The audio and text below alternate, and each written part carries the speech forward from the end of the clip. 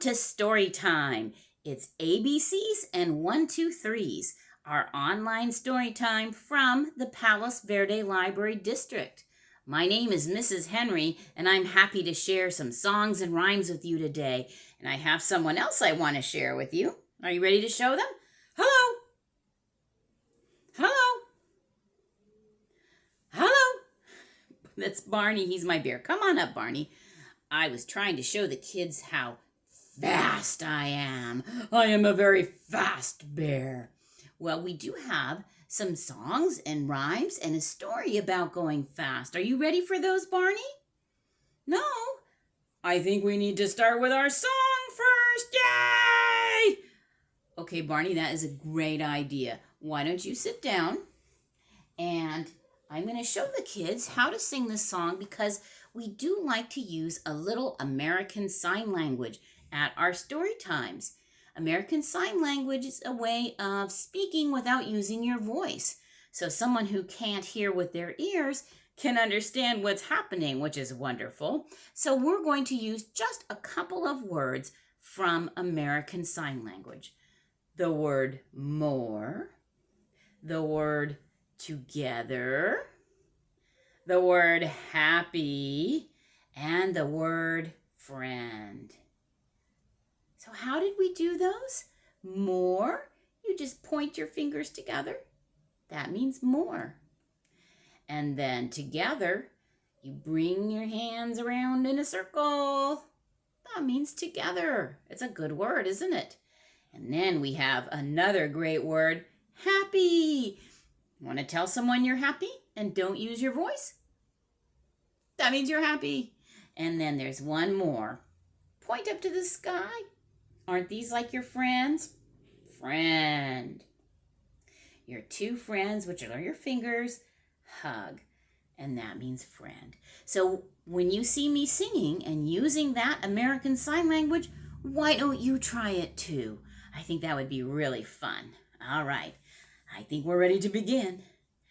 The more we get together, together, the more we get together, the happier we'll be.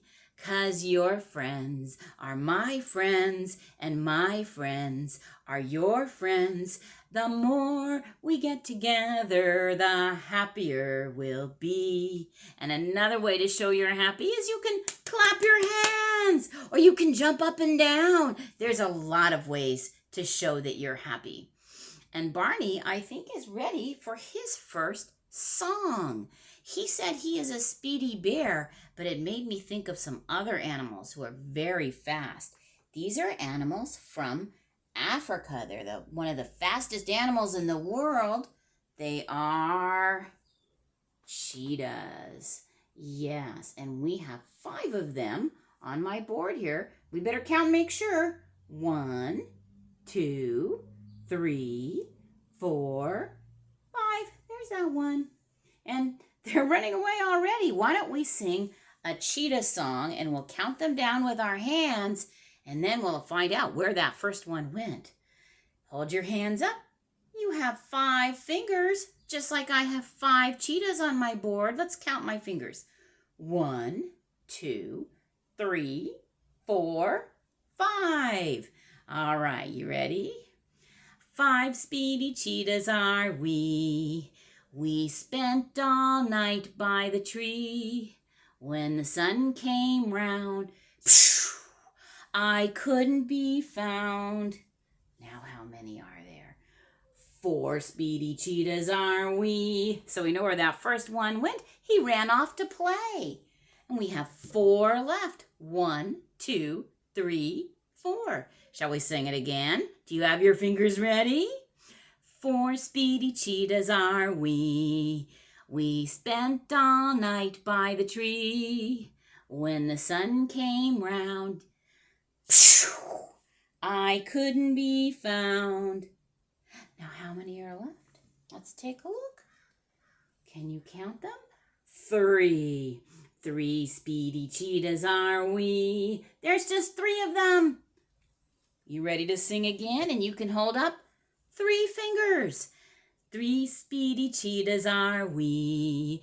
We spent all night by the tree. When the sun came round, pshh, I couldn't be found. How many do you think are left? 2. 2 speedy cheetahs are we. Show me 2. Do you have 2? 2 speedy cheetahs are we. We spent all night by the tree. When the sun came round, pshh, I couldn't be found. How many are left? Just 1. The others went off to play. Is this one going to play too? I think she is, but let's check and see. It's 1. 1 speedy cheetah is she. She spent all night by the tree. When the sun came round, pshh, she couldn't be found. She's playing too. And how many are left by the tree? No speedy cheetahs are we. They are all off playing, and they are playing fast, aren't they? Cheetahs are very speedy animals. Now, we're going to have a story next, and it takes place in Africa as well. And it's about some speedy animals who really need some help. You see, once upon a time, there was a tree that grew in the middle of the village. Here it is. And this is a beautiful tree, but it was a magic tree. The mayor of the village knew that if they were ever in short supply of food, all they needed to do was say the name of the tree, and it would grow enough fruit for all of them. And sure enough, the day came when there was famine. There was no rain. The crops couldn't grow, and the animals were terribly worried that they would run out of food. So the mayor of the village, who was the monkey, told everybody, now don't forget, we have our magic tree. We just need to say its name. And all the animals said, I don't know its name. Do you know its name? We don't know its name. And the mayor said, that's all right. We will send someone fast to discover the name of the tree. We'll discover it from the wise elephant who lives on the other side of the mountain. And we do need to send a fast creature. A cheetah would be good, but I know another fast creature. It's Rabbit. All the animals agreed to send Rabbit, and he had to cross the desert and go over the mountain. And on the other side of the mountain, he met Wise Elephant. And he said, excuse me, sir. Can you tell me the name of the tree? And the Wise Elephant raised his trunk and he said, the name of that tree is Wangalema. Oh, thank you, said Rabbit. Thank you. And then he turned and he ran back as fast as he could, back up and down the mountain and across the desert. But he wasn't watching where he was going, and he ran right into a bush. Oh, his ears got caught, and his tail got caught, and his paws got caught, and he had to work his way loose. By the time he had reached the village, after that struggle with the bush, he had forgotten the name of the tree. And I don't blame him. That is a difficult word. Well, they thought they better send another animal, and they had a great idea. They decided to send the springbok. A springbok is like a deer, and it does run very fast. So the springbok crossed the desert. It went up and over the mountain, and sure enough, it too found the wise elephant. And he asked the elephant the name of the tree. And the elephant said, the name of that tree is Wangalema. He waved his trunk. You could pretend you're an elephant and wave your trunk too. But while he was waving his trunk, the springbok was thinking, that is a very difficult word. But he decided he would go as fast as he could and he wouldn't forget that word. So he turned around and he went up and down the mountain and across the desert. He was running as fast as he could, and he didn't look where he was putting his hooves, and he put one in a gopher hole, and he tripped, and he rolled, and he rolled. And when he got up, he was lucky he wasn't hurt. But he, too, had forgotten the name of the tree. The animals were starting to get worried. They decided, we better send the strongest, biggest, fastest animal there is, the lion. The lion said, well, yeah, I was wondering when you'd send me. And like a flash of golden light, he raced across the desert, over the mountains, and to the wise elephant. And he said to the elephant, excuse me, wise elephant, sir, can you tell me the name of the tree? The name of that tree is Uwangalema. What was that again? Uwangalema. Oh, great, thank you. And the lion ran back to the village as fast as he could, up and down the mountain and across the desert. And to understand this part of the story, you need to remember this story takes place practically in the desert. And it was so hot, it seemed like the hottest day we have ever known. And the lion was running as fast as he could, and he had a mane and heavy fur. And he thought, I just need to rest just for a moment. And he did, right in that rock over there. He just laid down in the shade for a minute, just to cool off.